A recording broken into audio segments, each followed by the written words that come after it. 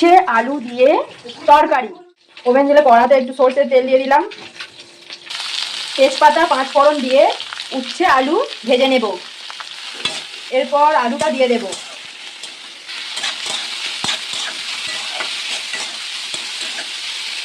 একটু নেড়ে তারপর চাপা দিয়ে রেখে দেব। ঢাকনাটা খুলে নিলাম, ভালো করে নেড়ে নেব।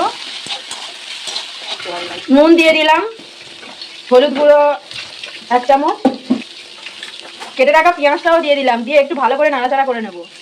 খুব অল্প পরিমাণে লঙ্কা গুঁড়ো দিয়ে দিলাম, দিয়ে আর একটু ভালো করে নাড়াচাড়া করে নেব। এরপর দিয়ে দিলাম জিরে গুঁড়ো,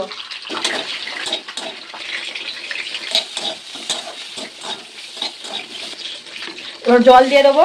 জল দিয়ে দিলাম, দিয়ে ভালো করে নাড়াচাড়া করে চাপা দিয়ে রেখে দেবো কিছুক্ষণের জন্য। চাপা দিয়ে দিলাম, ঢাকনা খুলে নিলাম। উচ্ছে আলু তরকারি হয়ে এসছে। আমাদের উচ্ছে আলু তরকারি হয়ে গেছে। এরপর একটা পাত্রে ঢেলে নেব। এরপর আমরা শুশনি শাকটা ভেজে নেব। প্রথমে কড়াতে জল দিলাম, দিয়ে শুশনি শাকটা সিদ্ধ করে নেব। নুন দিয়ে দিলাম, হলুদ দিয়ে দিলাম। এরপর ভালো করে নাড়াচাড়া করে সিদ্ধ হতে দেবো শুশনি শাকটা। চাপা দিয়ে দিলাম। শুশনি শাকটা ফুটে উঠেছে, এরপর আমরা নামিয়ে নেব।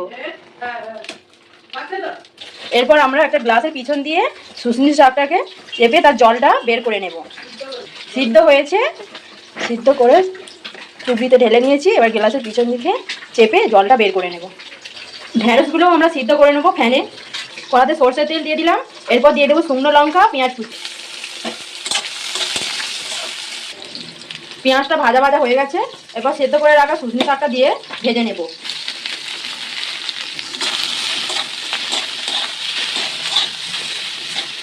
আমাদের শুকনি শাক ভাজা হয়ে গেছে, এরপর একটা পাত্রে ঢেলে নেব। দেখুন যশোদা মায়ের নন্দলাল আগামীকাল থেকে প্রতিদিন। আজকের দুপুরের খাবার বানিয়েছি ঢেঁড়স ভাতে, চিংড়ি মাছের বাটি চচ্চড়ি, শাক ভাজা আর উচ্ছে আলুর তরকারি, তার সাথে আছে দই আম। আপনাদের ভালো লাগলে লাইক, শেয়ার, সাবস্ক্রাইব করবেন।